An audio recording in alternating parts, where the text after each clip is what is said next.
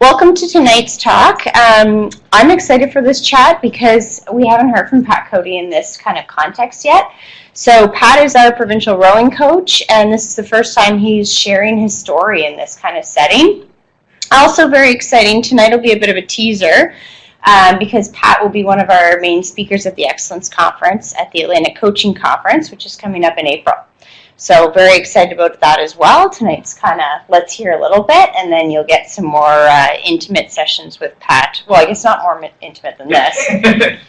More in-depth session at the coaching conference. So, Pat, I'm going to turn it over to you and take it away. Well, thanks, Natasha, and thanks for being here and online. Thanks to the room. Yeah. It's really neat to be here and get a chance to share my story. And, Natasha asked, if I could share the story of my pathway, and so I said, "What really? Like, I don't know if I'm really the right person for this." Because my pathway wasn't a direct line. It wasn't a straight route. It zigged and zagged and went all over the place. And I thought, maybe this isn't a good fit. And Natasha sort of sat and reassured me and said, actually, that's really important. I think it's important that people know that it's not just a straight line. I think when we look at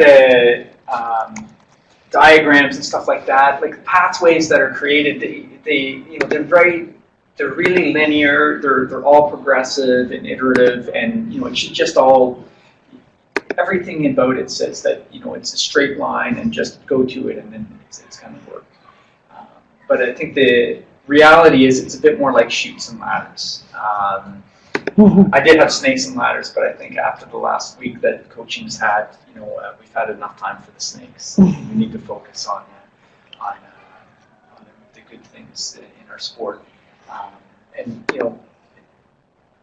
There are ups and downs and different routes that are followed, and I think that's a reality of coaching and how the plan actually comes to life. So the purpose for my presentation today is really just to share my story and the pathway that I followed and what I learned along the way. There's probably some value. I think there's some value in that, or I hope there is. And then to really acknowledge that everybody's pathway is going to be different. We're going to go a different route and develop in different ways. And that sometimes they're frustrating. They're fraught with a lot of emotions, both challenging ones and then ones of just pure joy, which is a really wonderful experience in itself. And then I think as we start to share and really have real conversations, hopefully this will stimulate some conversation about what really happens, not just what the diagrams are, that we can start to really build our community and keep some really great things that are happening, keep them going. So, sort of the agenda for the evening. Just keep stepping in it. It's going to go the wrong way. No, I can move it too. So you go. Sure. So we'll talk a little bit about where I'm from, and who I am, why I'm really passionate about sport, the fact that I think it really makes a difference in the lives of the young people. Anybody who participates in sport. How my time as an athlete really informed my coaching, and then my transition from being an athlete to becoming a coach, and the good and bad that came with that. There were some years that things weren't really working, and I hit a real low, and I had to really bounce back from that. It all happened around the recession, which made kind of interesting title there, and then how that sort of helped build back where I am and where I'm going, and then hopefully the focus on having a journey in the community. I think the progress that's been made in the sport, in rowing, has really been because we've had a great community. We've all really been there and supported each other along the way. So we'll talk to it. I wouldn't notice that.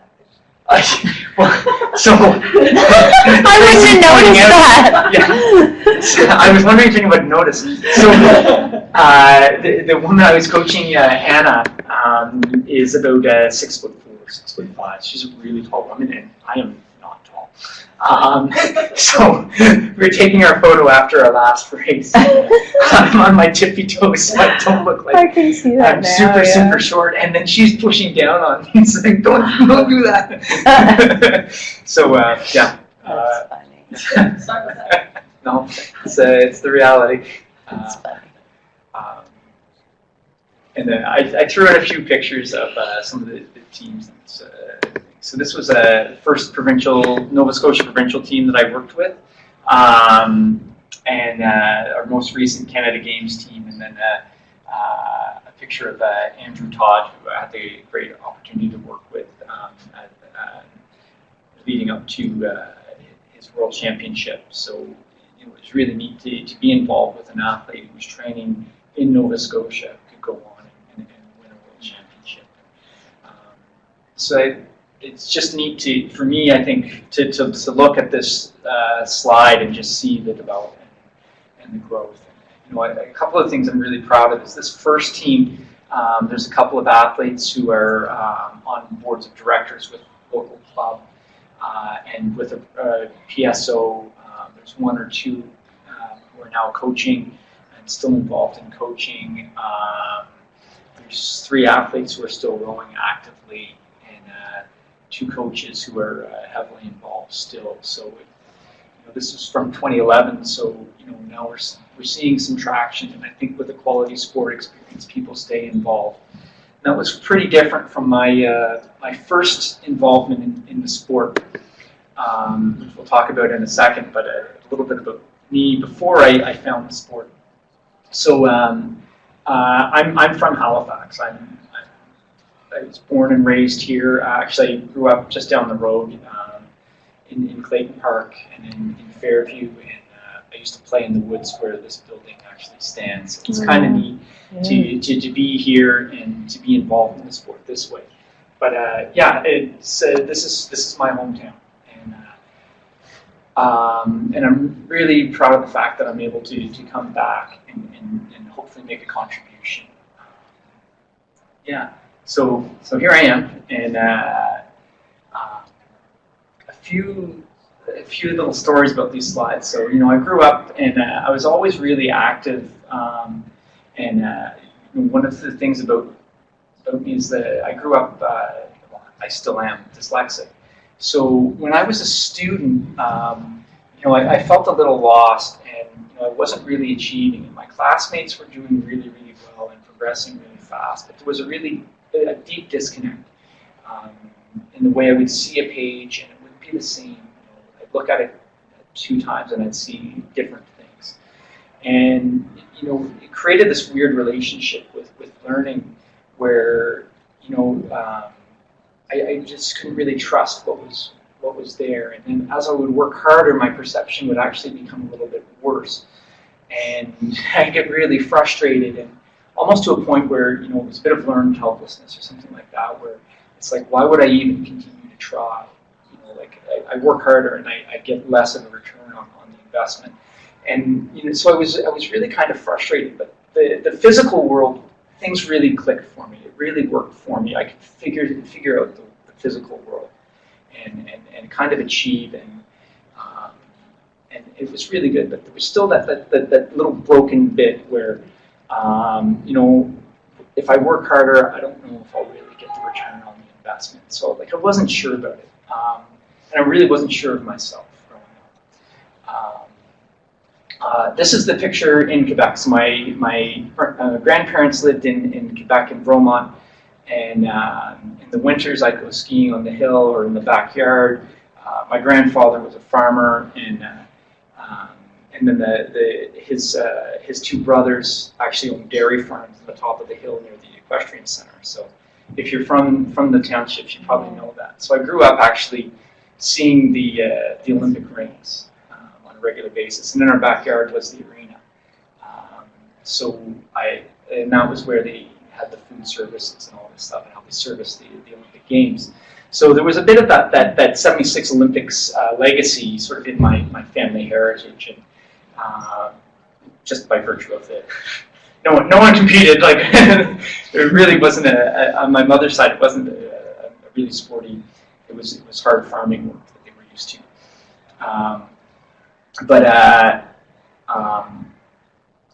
Just that notion of the Olympic Games being there, and that there was something special in and around my family. So the winters we would go skiing just down the road, and then summers I would get stinking hot. Like it would get so hot and I loved swimming, so my grandfather would take me swimming in the afternoons. And this was I still remember this day. I went for a swim and I finished a lap, and I looked up to my grandfather and I said, "Grandpa, I'm going to the Olympics. Like I'm just going to do this." Like, that was actually, I think, probably the moment where the dream was really kind of born and happened. I never really found the sport in my elementary school days that was going to happen. But then my dad took me to rowing one day. He was involved in rowing. He was a coach, and it was cheap babysitting. When I was in grade 5, and I kind of fell in love with being in the boathouse and around all the machines and trying to figure things out. And I really liked the boats. And eventually, I was allowed to go sit in a boat, and I started to row. And this is one of the early days on Lake Benoit.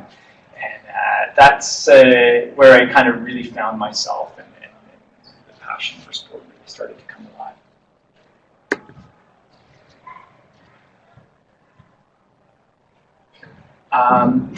Nice.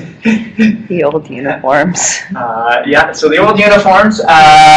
So very shortly after I started rowing, I was becoming quite successful. That relationship with work and having a success occur, and really understanding the relationship with the boat and how to balance a boat and how to make a boat run, like it all really started to make sense, and I really learned how to learn. I think was the key thing that happened.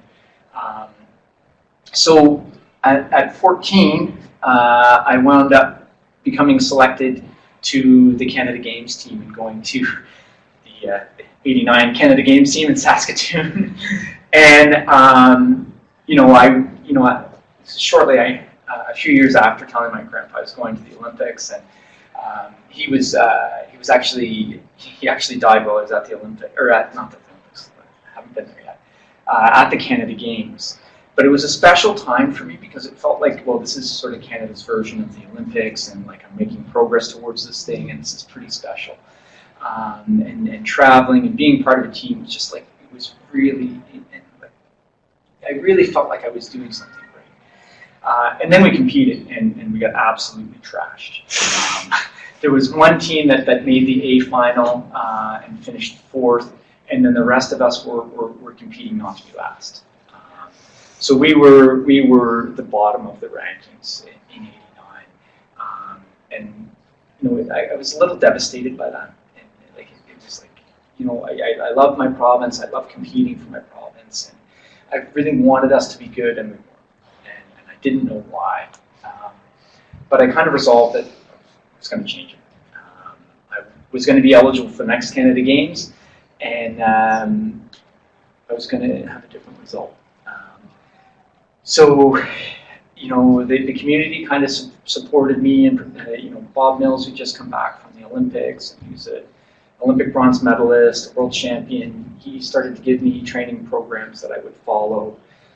So I'd take the bus from Fairview Junior High to the Dalplex, and I train on my own following this training program that he used when he was on the national team, and just sort of on my own, just tugging away, trying to figure things out.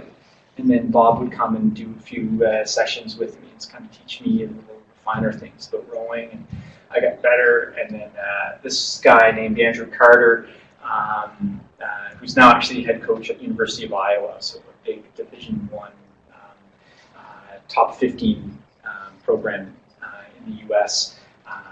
He was starting his coaching career and invited me to train with him. He really helped me along, and I started to win some medals at national championships, and another one there, and then wound up going to the 93 Canada Games, and I went from being second last to second, and I thought that was pretty cool. And young Tracy Brown was on the team with us, and we really turned it around. I think, for a small team, we could have had about 14 athletes. I don't think there was a size limit at that time, but we could have had as many athletes as we wanted. So we essentially had half that size, and both the men's and women's team finished sixth. So from being bottom of the barrel to a solid middle of the pack team, and there was the head coach was a guy named Scott Cameron, who's not in the picture, but he helped really provide some great leadership and improvement. I could see that with that support within the community and from coaches and with the team that we had there and my teammates that we could really do something. Nova Scotia wasn't just destined to be a cellar dweller, but we could do some special things. So, I was really hooked. I was just absolutely hooked. And here we go. So then, I was quite driven then to continue the sport. And eventually wound up at Brock University, and I rode 4 years there. I got a phys ed degree. Did a lot of rowing, and it was sort of like the best of times. Like, it was just, we were a really well supported team. We had a great coach, a guy named Joe Dowd, who just provided excellent leadership, and he provided us with some of the best equipment we could find, and we had an indoor rowing center, and all the things that we didn't have. Tracy, you'll probably remember the 1970s boats that we competed in 93 games. We were, we didn't have a lot in the old days in Nova Scotia. And, I went to this program, and we had a full-time coach, and awesome facilities, and great equipment, and just this thing. We were just really, really well looked after. This guy is a guy named Ian Bramble, who's now, he's an Olympic bronze medalist, and now the high-performance director of Rowing Canada. So, I got to row with some great athletes as well. And we really sort of came a long way together and really grew up. I wound up continuing going to the University of Western Ontario, getting an education degree. I knew I wanted to be involved in sport coaching and then also in teaching phys ed. That was just sort of the trajectory since junior high school. I knew I wanted to follow it. So after that, I was really keen to try high performance rowing, and I became a high performance athlete and full time athlete. I got carded. Went to a couple of world championships, and that went from the best of times to, I wouldn't quite say the worst of times, but it was a really hard time for me. We finished 14th in the men's squad in 2000, and I was a little choked about that. And we got a new head coach and coach, so Mike Stracklin and Terry Paul sort of took over. I was in the 8th. We finished 8th, and that was like we were getting places. So I came back to the center, and I was really motivated, and I was going to win a medal, and I was going to be tracking to go to the Olympics. I was just going to make this thing happen. And I really kind of trained myself into a deep hole, and things were pretty dark. I had to take some time off, and I came back, and I narrowly missed a spot, and then I lost my carding, and then I wasn't sure what was going to happen. And then I wound up calling my coach Joe at Brock and saying, can I train with you? And I want to get back here, and I want to get to the Olympics. And he said, yeah, come on down. I've got a spot for you. Just make it happen. Just get the plane ticket. So I moved back, and he said, you're going to need to make some money. Do you want to do some coaching? You could be good at this. And I said, yeah. Figured I'd always try coaching. Looks easy. Can't be that hard. You just sit in a motorboat and yell at people. I'm in. It turned out it wasn't easy money. Surprise, surprise. But that was the new direction that I was going to take, and it set a path for me. And that instigated the transition to coaching. So before I knew it, I was hooked on coaching. Sport, though, I think the knowledge that sport made a significant difference in my life. really fueled that, put me on a mission. And even while I was in Ontario, I would really try and come home to Nova Scotia every summer in the winter and train with the athletes or even host little camps and try and help things. And so we weren't back in that situation that we were in. We were sort of pushing things along and improving. But the sport really taught me how to learn.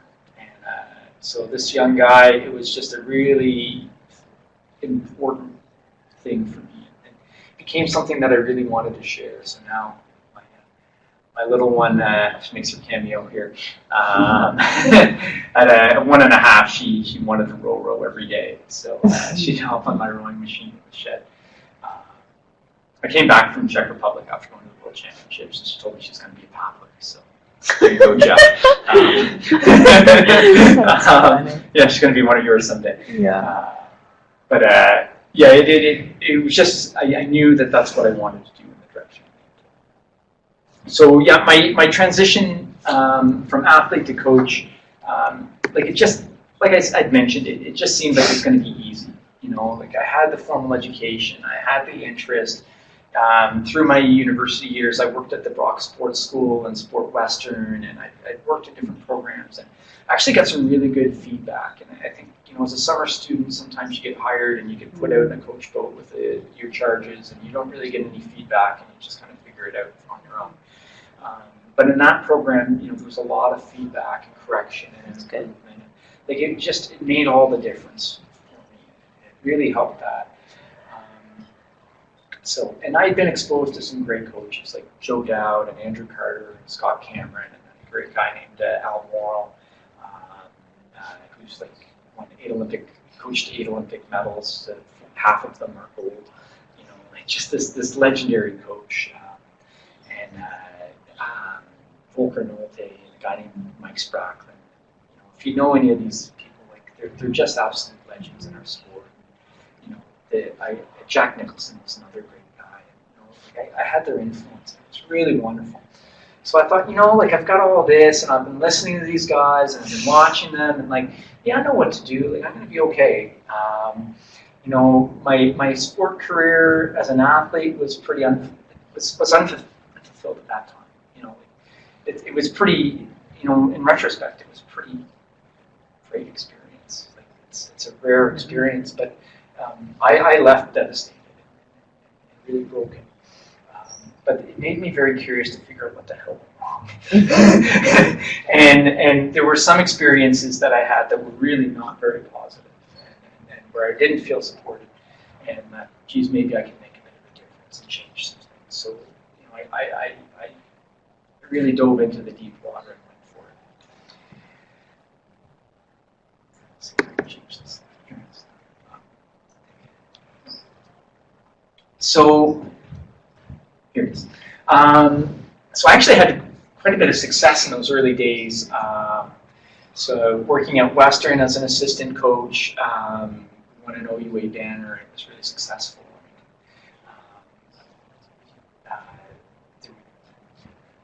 Like a coach of the year. That it was just this really neat thing, and I started to feel like I've really got this by the tail. I'm going to be all right at this. And then I was with the national team. I worked at one of the local rowing clubs in Victoria and coached the U17 JVs. And that was actually a great experience. And I worked with some great colleagues like Larissa Wiesenthal, who's coaching at Brentwood, but I coached the Australian national team for about 4 or 5 years. And she was great. So I had these really good people to work with. And I went to Brock, and we won a bunch of banners, and things were moving really well. And I decided it's time to really strike out on my own and see how that goes. So I got recruited, and I moved back to Nova Scotia, and I became the head coach of Micmac rowing side of the rowing, or the aquatic club. And then I realized this was actually going to be really hard. There's a lot of responsibility, and there was a lot of challenge. I wound up moving on to Fredericton. I met a girl along the way and moved to Fredericton. and then found a job in Fredericton, coaching there a little bit part-time. And I had to start a teaching career to support my addiction to coaching. And then another opportunity came up, and I jumped at that. So I was also coaching Team New Brunswick and preparing for the Canada Games. You know, things were moving along, but it was becoming really, really hard. And that's when I realized that I was remarkably unskilled and unaware. But I didn't know it at the time. So my early success, I think, had me thinking that I had it all figured out. And I was frustrated when people weren't listening or doing exactly what I wanted to, or, you know, I wasn't really moving things where they needed to go. And I got really frustrated at one point, and I took a step back from coaching, and I did what any frustrated coach does, and I joined the Army. Wow. Just a natural decision. But I think it was that I really missed being an athlete. Yeah. And being in an environment where you were judged and evaluated regularly, and that there was a progressive steps, and that really made sense to me. That was the world that I really craved, and you know, I really didn't like being in the world where people were sort of like, oh, you know, like, I've got a family and I'm really tired, and you know, I don't feel like this, or you know, I'm just 5 years from retirement. I'm not collecting my pension yet, but effectively I'm retired. I really, and so they were half-assing it, and I lived in a world that really didn't believe in that, and I really missed it. So I joined the Army, just in the reserves, became a part-time platoon commander, which was a neat experience, but it really revealed the fact that I had a fundamental misunderstanding. What I knew of leadership was what I saw in movies. So it was the guy who got, you know, pulled on those emotional heartstrings and or shouted, and you know, all these things are montage worthy.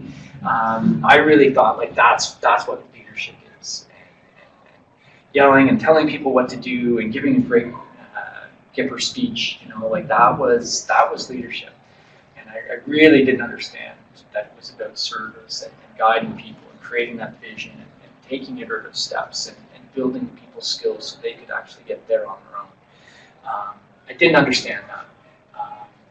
And as I became more stressed, trying to balance my coaching responsibilities with my work responsibilities, and only having 24 hours in the day, I really committed I think the cardinal sin in my mind, and that's doing what my coaches did.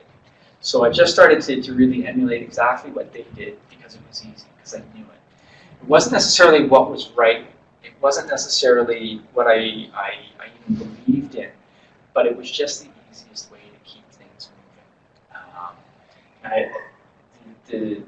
One little story I still remember from my time in Teachers College was a principal came in and he told us two stories. The only two things I think I remember from my time at All House.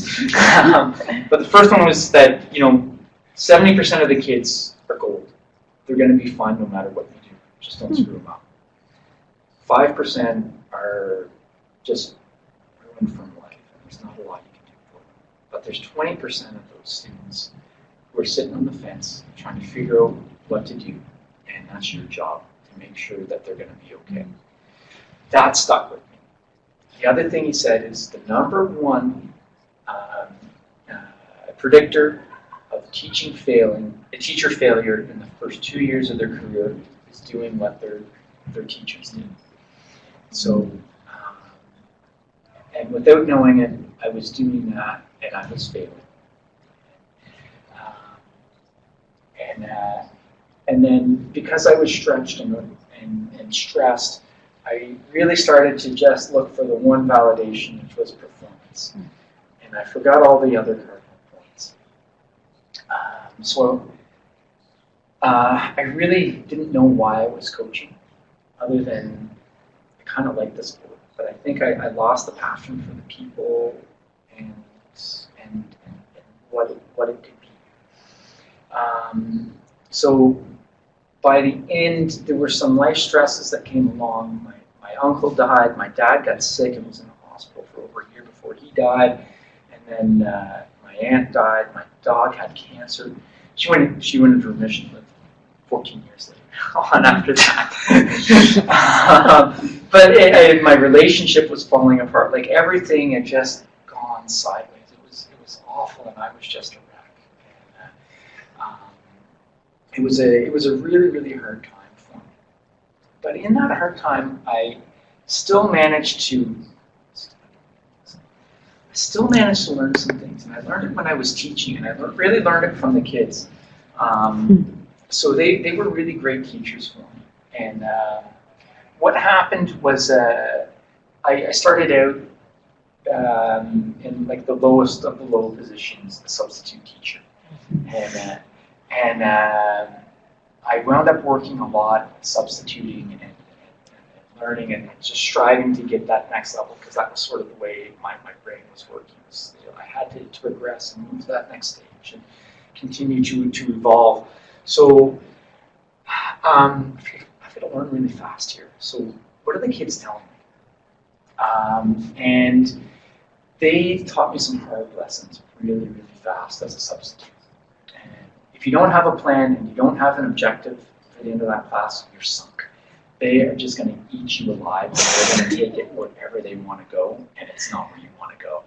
So it was like, holy smokes, I better know what I'm doing, and I better just keep this thing moving. When I saw the behaviors I wanted, I discovered the power of praise. So when I said, you're doing a great job, thank you for doing that. I love what you're doing over there. This is fantastic. They bought in, and then the rest of the class was kind of like drawn in too. And it's like, there's a real power to this. I got to keep this up.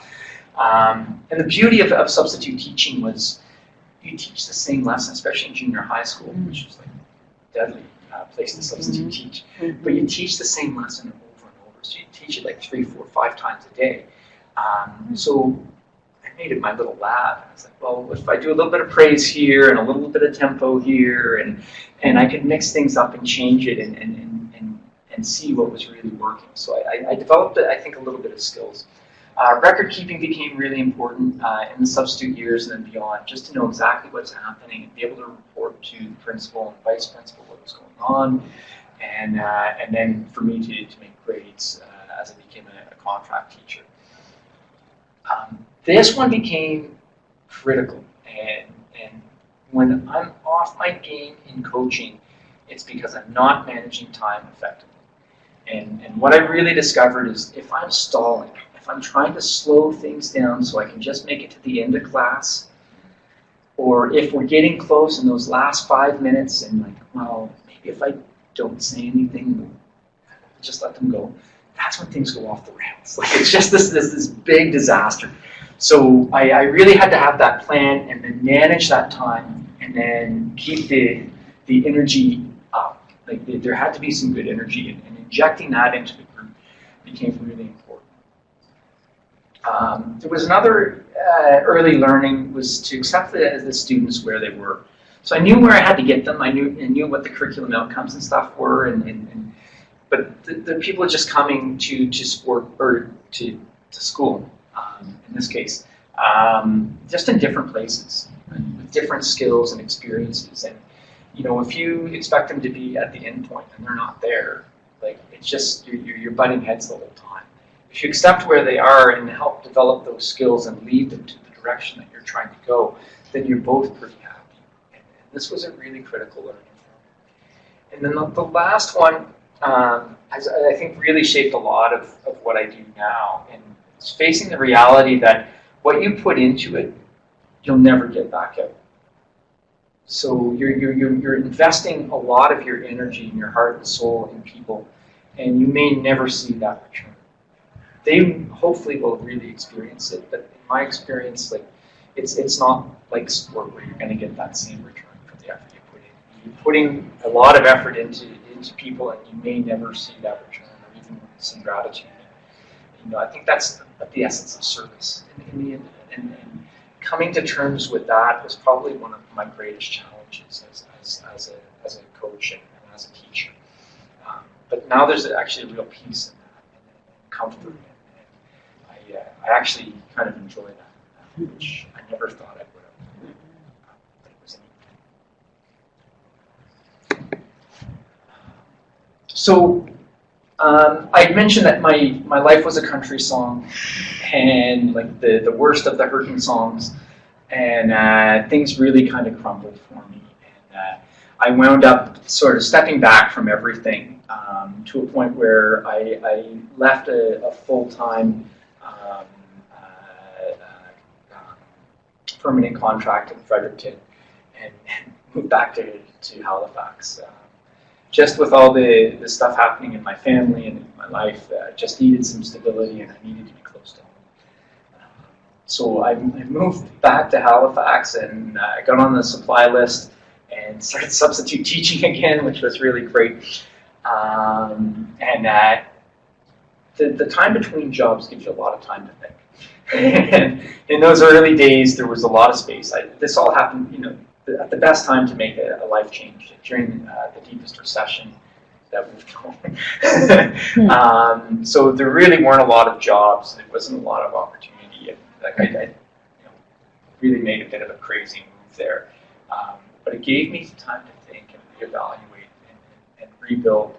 And again, I was coming back to the theme of trying to figure out what the hell went on. So I started looking around and looking online, and I found this project that I think Dr. Wade Gilbert was involved in called DLine Coach. And it's a really, really neat thing. And this is an adaptation of John Wooden's pyramid of teaching success in sport. And I really started to study this and try and understand it. And I focused a lot of time on self-examination. I'm probably kind of good at that. And as I was looking at the pyramid, I started to realize, I'm not bad in all these things at the top, but I really suck down here. So there was a lot of critical reflection going on and trying to learn and figure that out. And, I realized that the base of my pyramid was really weak, and that the cornerstones of empathy and honesty were really lacking. And without that, all of this other stuff that I had going for me just really didn't mean a lot. With a weak foundation, I didn't have what I needed to really have an impact on the athletes I was trying to work with. So I had a lot of time to think, and I came back to Nova Scotia, and we had this great rise through the 90s, and we had some really excellent performances and improvements. And then through the early 2000s, things kind of fell apart again. And we were back to being one of the worst provinces in Canada again. The only thing that saved us from the 2005 Canada Games was PEI coming back on. They were just a little bit worse than us. So,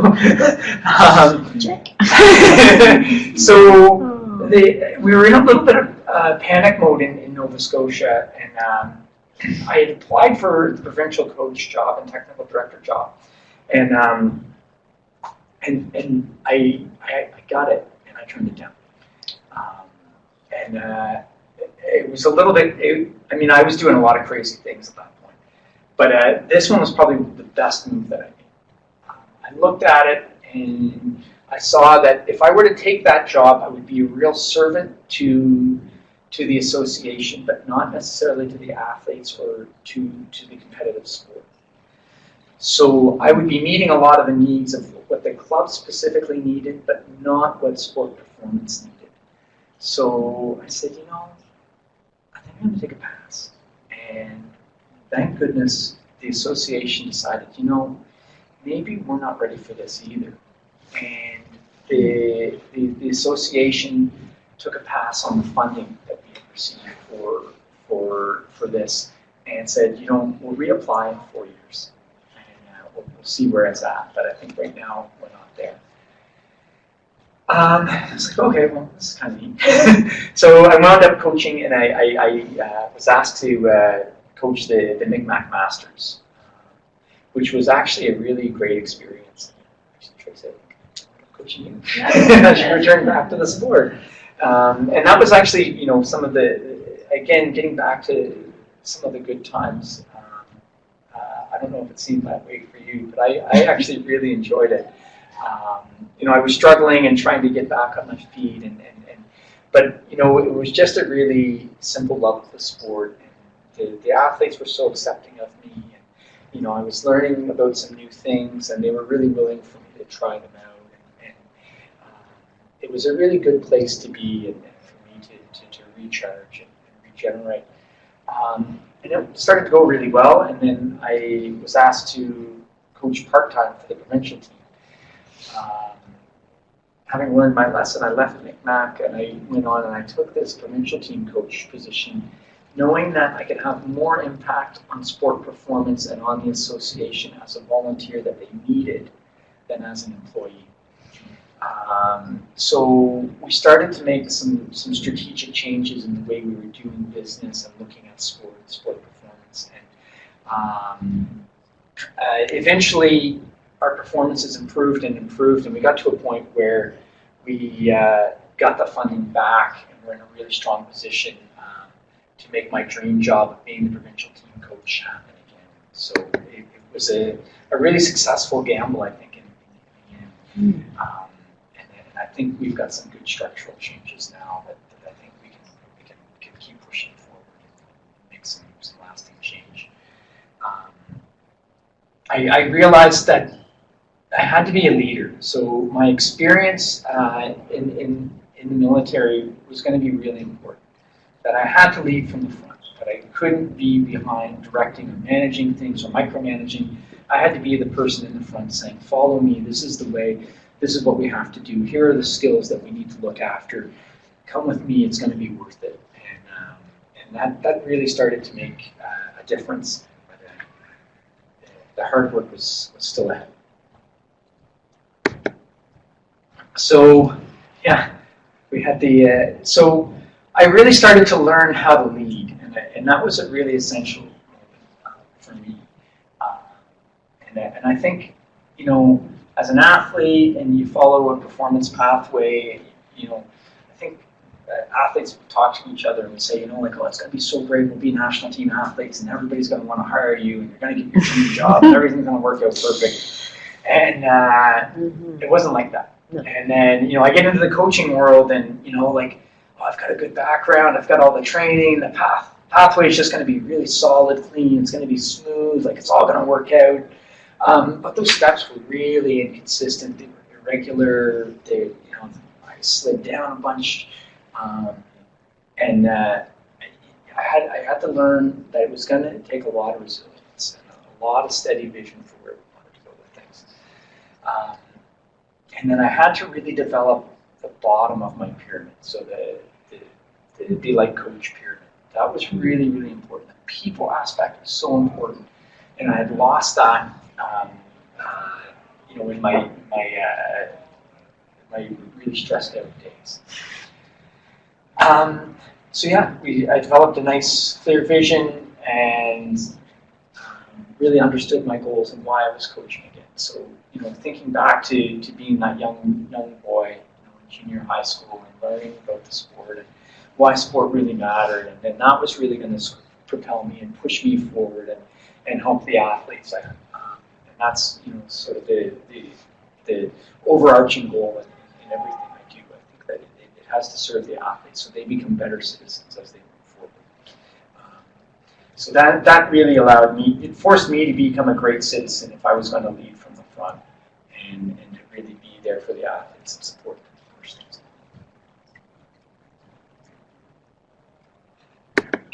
So then I did something really, really crazy. I signed the province up for a talent identification program.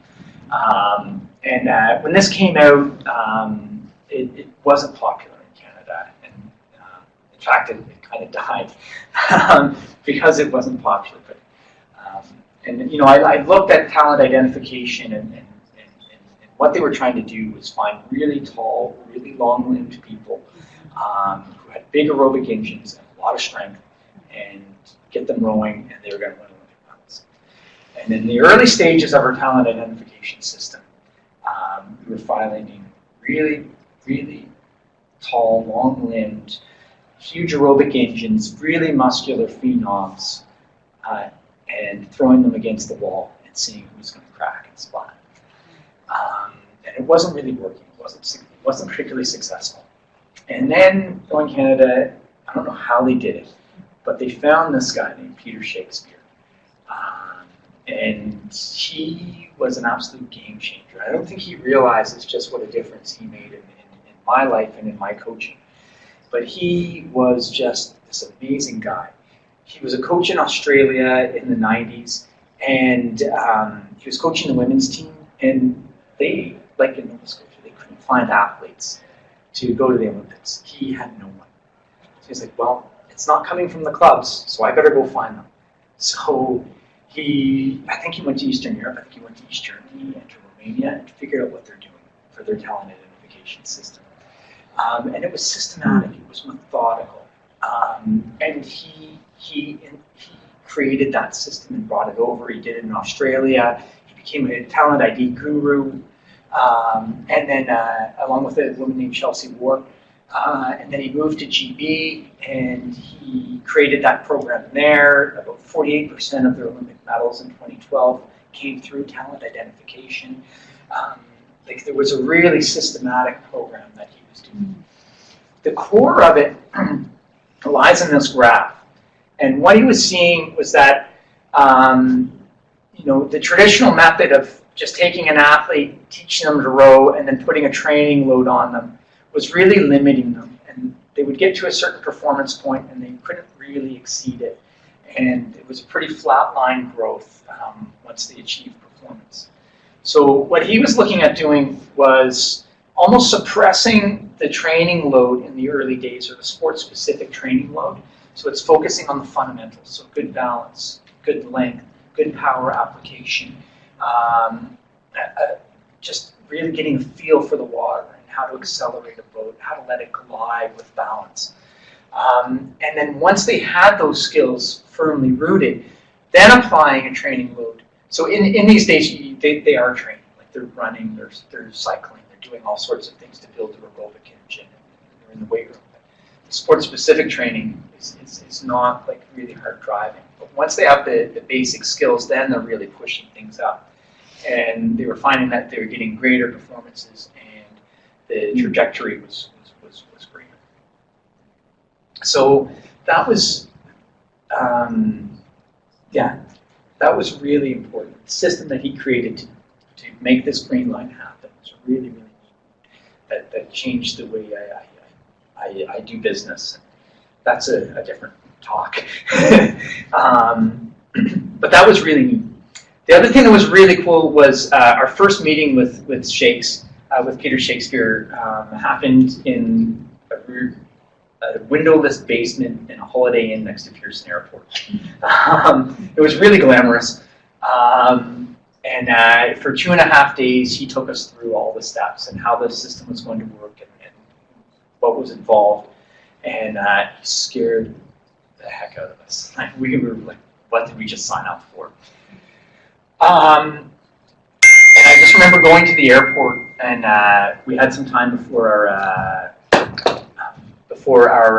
flight, and I was sitting with some of the coaches. 2 of them had won Olympic medals. One's the Olympic champion, the other one's an Olympic silver medalist. And they asked me like, so, like, what do you know about talent? Like, what's the deal? I'm like, I don't know. People have it. I didn't have a good answer. And they're like, well, dude, like, aren't you reading? What are you doing here? It's like, well, I don't know, like, I don't read a lot. It's like, and like, I'm dyslexic, right? So like, it takes months for me to read a book. So it's like, I don't think I'm in on this. Then like, well, like, you've got to read the talent code. There's another book called Bounce. There's Talent is Overrated.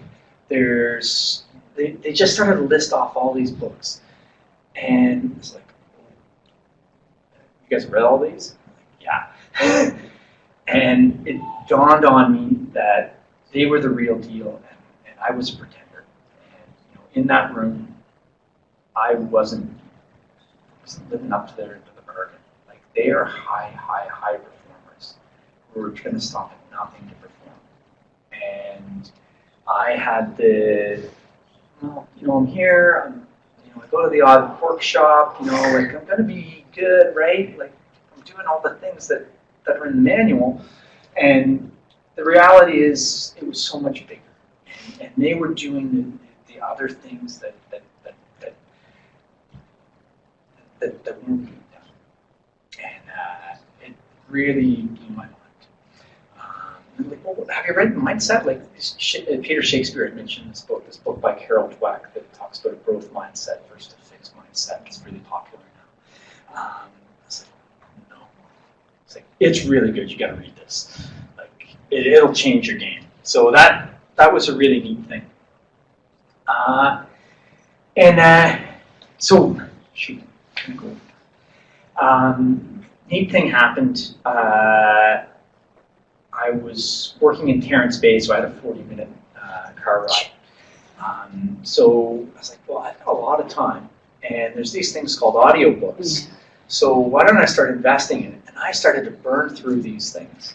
And my drive was like so much more enjoyable, and I just got addicted to learning. Like, it was really cool. And then I started to try these things with the athletes, and they're getting better and better. And I was really hooked. So this opportunity to take an advanced coaching diploma came up, and I jumped at it. I didn't think I'd get in, and somehow it worked out, and I got in, and I had this great cohort. There were some really, really great coaches. Actually, I think Jeff's online now, and so he was in my cohort, and we shared some books and talked a lot. It was really neat. But there were some other great coaches, and they shared some books. And this one, Practice Perfect, came up a few times. And just like so I thought I was a good teacher because I was a teacher. It turns out I had a whole lot more to learn, and this yellow book was really, really excellent, and really set me on a different path with my instruction and instructional design. So I was in over my head, but I was loving it. I really kind of figured out how to not only tread water, but how to swim in deep water, which was really neat. So with all this happening, it started to inform my TID work, and then also what I was doing with the provincial squad. And so I developed a pretty clear vision. I knew what I was doing and why I was doing it, and I started to. I was a little unsure of the word love, but really I think that's it, and certainly not in a. I think that word could be easily confused, but just a deep caring and concern and putting other people's needs in front of my own became a key step for me. And again, developing that base of the pyramid was just an essential thing for me. Loving the curiosity, and then realizing that I had to keep things really simple, and that 80% of the returns comes from the simplest 20%. And as I was doing more research, and talking to people, found some neat hierarchies and stuff like that. So Seiler's hierarchy of endurance training needs, the biggest bang for the buck comes from the foundation. So this basic 20%, so the bottom 20% or fifth of the page, is where the biggest return comes from. So looking after the total volumes, having a high volume, having high intensity training, and a little bit of intensity distribution makes all the difference in the world. When you're really struggling, I think, or early, I think we tend to spend a lot of time up here, and I learned that this is important and it's good and it's nice, but you really have to take care of this stuff down there. So that was a really important learning. And then as I started to work with the provincial team, I started to gain access to an integrated support team. So physiologists, nutrition, and sports psych, and they became really great teachers for me, but then also people who deliver effectively to the athletes. And then I also learned that what I put into them, I would get out. So if I said, can you talk about nutrition and stuff, I would get nutrition and stuff in a really generic conversation with the athletes, but when there was specific refueling or eating on the road or something like that, then I was getting a lot more from the IST, and we all started to really grow and develop. And then I started to learn that I had to trust the other coaches around me and then the athletes, and that they were great teachers as well.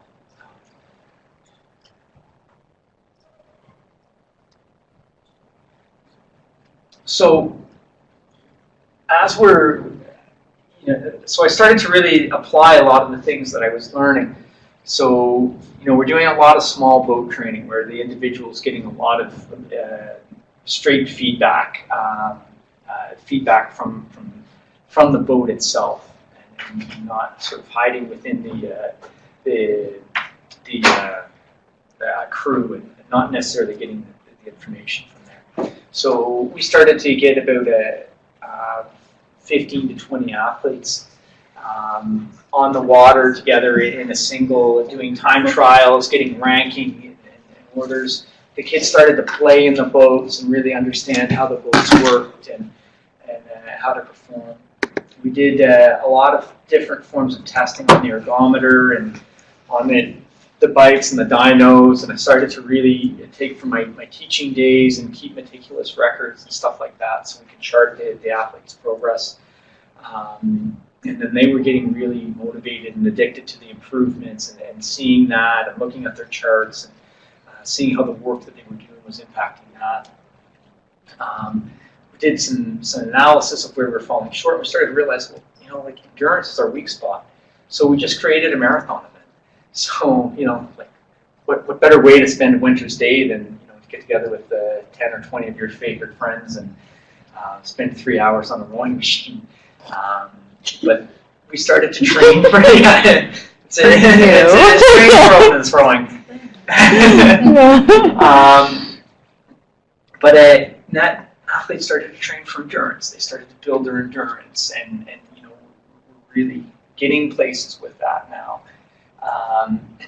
This was a training day in Christmas Eve.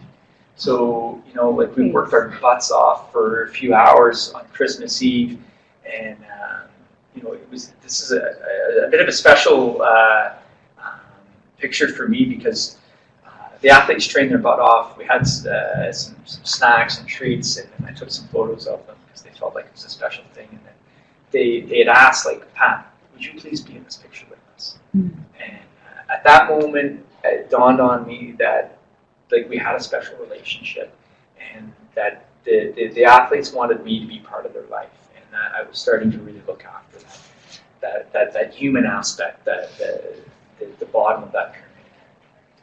And then we started to really root down and dig into and have our integrated support team working with the athletes and training them and developing them, and it didn't all have to come from me. And that they were actually getting so much more from the team. So it was a really, really great thing. And this sort of helped develop me towards my experience with the national team, which is what I'm going to talk about. But it also had me sort of looking forward to some of the threats and changes to coaching and to the sport landscape. So, keeping rowing in the Olympic Games is going to be a really critical thing, and our sport may change, and there may be some aspects that are a bit more like ski cross or portocross, and doing some coastal rowing. So trying to get a little bit ahead of that, because the straight line 2,000 meter racing that we know is probably not going to be there. So we're trying to look ahead now. What's our sport going to look like? What's coaching going to look like? There's a lot of questions, but I think it's also something that we can actually kind of watch strong from.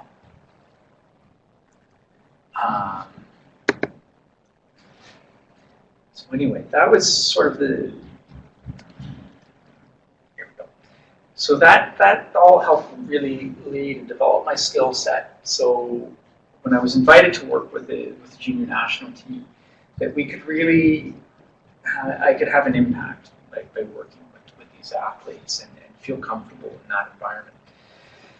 So, you know, I realized at that point that, you know, humility is really important. It's not what you learn, but it's what you learn after you know it all. And this whole process, I think, was sort of taking me to that point. And then knowing what the big things are and being sure that you can look after those things and really manage them well. And then the details and traditions really start to matter. So to illustrate that, you know, there's a few, I think, important things that probably most, well, that we did. So we knew going to Europe and going to Eastern Europe, Czech Republic, it was going to be really hot.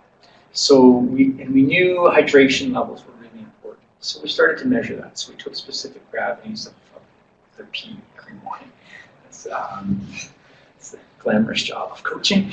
I, with my experience in leadership, realized that I needed to teach them how to test their own pee. Yeah. I wasn't testing that stuff. Yeah. So a couple of the kids were a little shocked when they came in the first day and like, here's my pee.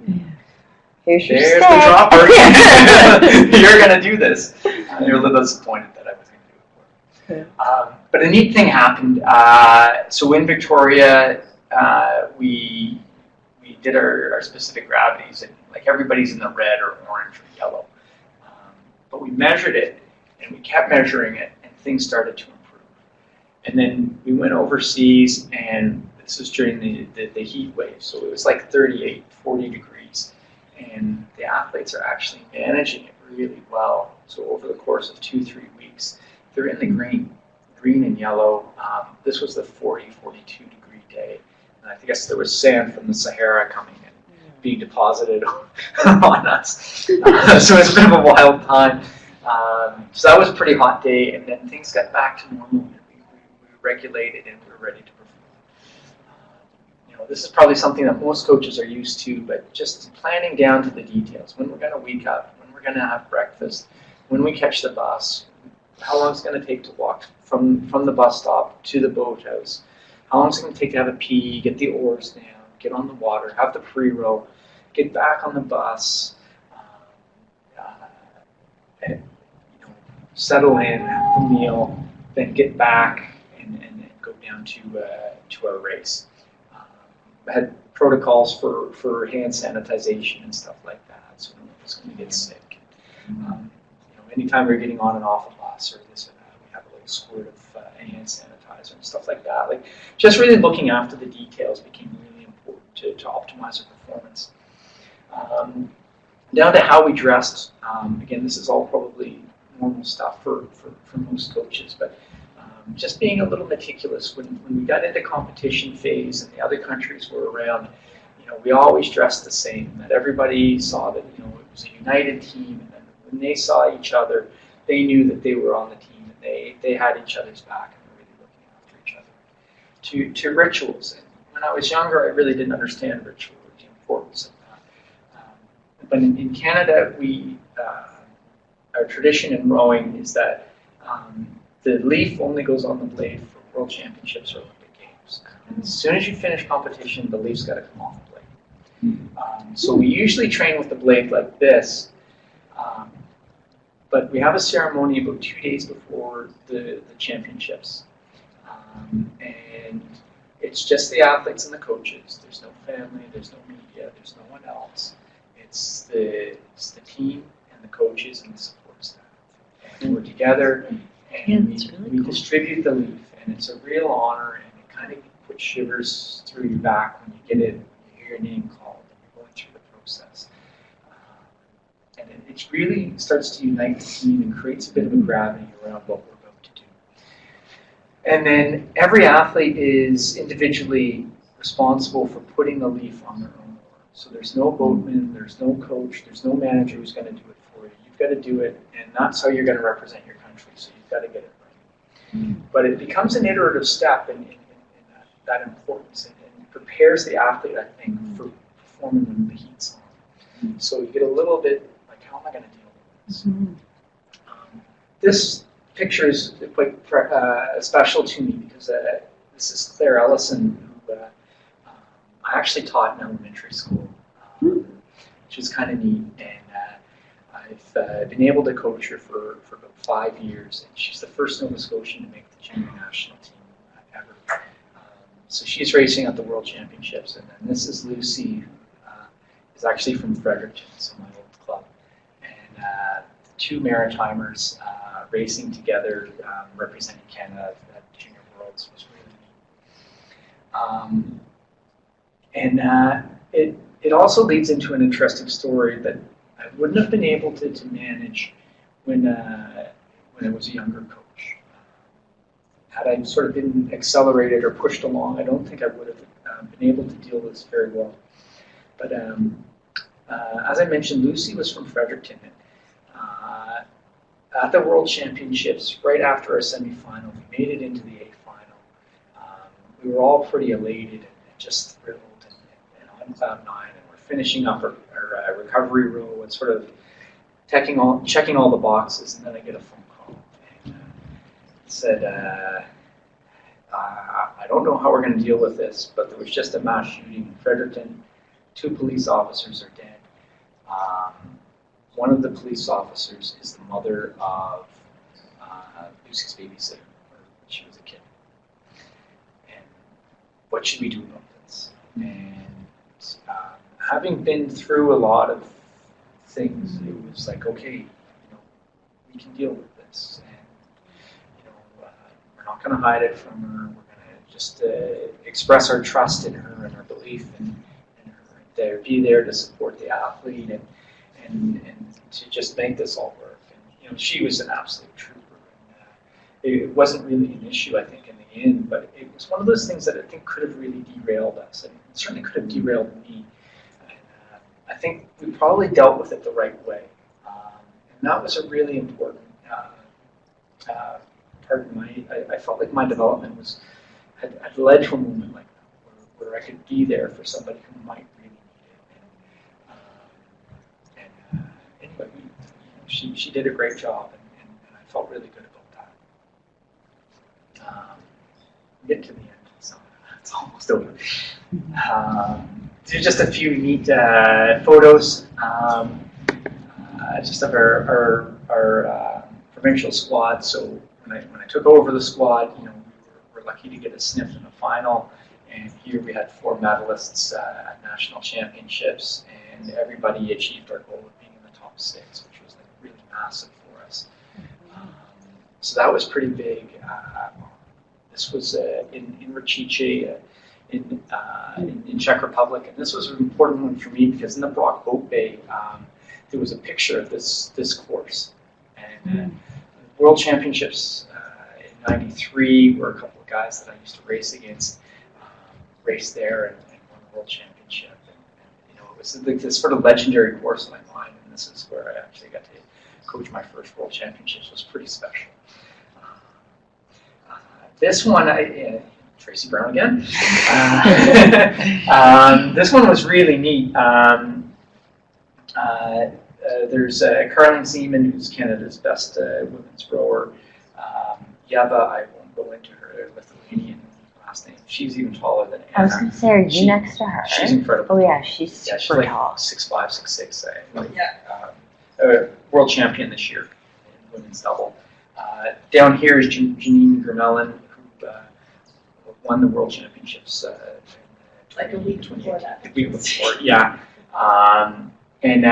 So through this connection with Tracy was at the World Championships doing a rigging survey, made contact with Carling. Carling said, "We're going to be around for a couple of weeks before head of the Charles in Boston. We're thinking of coming up to the East Coast, like do some camping. Like, what do you think? Come row?" It's like, you should stay in the basement. Yeah, so Tracy's like, yeah, come on down. Like, we'll put you. So Tracy put them up, and then Carling and Janine were like, well, we want to row with the people here. We want to see what your leg's like. And so they offered to row with these young athletes. So they're 15, 16, 17, and so we have these world champions who are probably still hanging over from the party. They're coming and wanting to row with our people, and it was a really, really neat thing. And it felt like there was something really special there. Thanks, Tracy, for making that happen. Yeah. It was And really cool. Jeff just asked, he said Worlds 93 were Recession? Is that where That's he right, was? Yep. And then this last picture is a bit of a full circle photo for me. This is Bob Mills, who I mentioned earlier. He had coached me. He won a bronze medal at the Olympics in the men's single, which is like huge. In 84, 85, he's a world champion. Won a couple of bronze medals in the men's squad. And growing up, he was my hero, and he had offered to be my coach in those early stages. He was the guy who gave me the training program. So there's Bob with an athlete that I got to work with, named Andrew Todd, who won a world championship in 2018. And Andrew's fresh off the airplane, came down for a celebration at North Star. And it's the two world champions from North Star and two important people in my life sort of coming together and sort of closing a bit of a loop, which was pretty special. And someplace I wouldn't be had I not gone through the snakes and ladder pathway that I had experienced. This last one, so it's a great picture. I couldn't resist putting it on. And, Ron Wachilla was involved on the podium and said to me about this. And I don't know who to attribute the quote to, but I thought it's a really, really neat thing, and it kind of fit. So I wanted to end on this note that there's very little difference in technical knowledge among most experienced coaches. However, there is a vast difference between leaders and their ability to teach and motivate those under their supervision. And I probably the part I loved the most was it doesn't say they're athletes. It's the people that they get to work with, the people that they get to supervise. I think was a really important thing. Anyway, I really loved that, and I thought it kind of brought some things together. I think the other neat thing is I love this picture because it just shows the joy, they're, that to me was a really special thing. So anyway, that's my presentation and the pathway that I followed. I hope it was worthwhile. I don't know if there's any questions or comments. That was awesome, Pat. Thank you very much. Yeah. Does anyone online, or do you guys have any questions for Pat or any comments?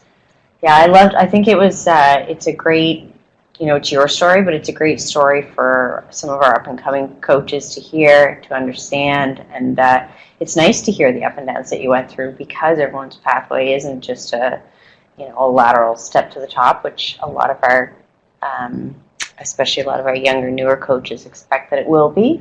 You go to school, you get a job coaching, it doesn't really work that way. So this will be, and especially with it recorded and shared, I think it'll be a neat resource to be able to share. I hope that's useful.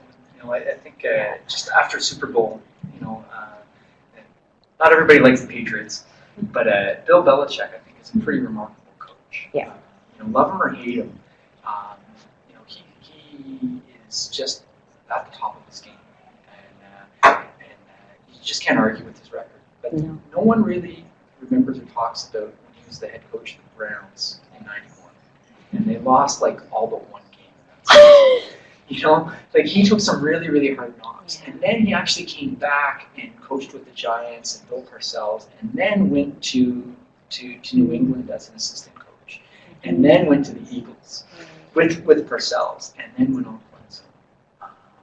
But it was an important thing, and taking those steps and having the forward and backwards and the sheets and ladders, I think it was just such an important thing. And I think sometimes on those shoots, it's just like, oh my God, this can't be happening. I should just walk away. And now that I have a little bit of experience, I know there'll be other shoots that come along, but it actually makes me a little bit better. I think that's maybe important. Definitely. Please. Yeah. Does anyone online have any questions? Do you have a question too?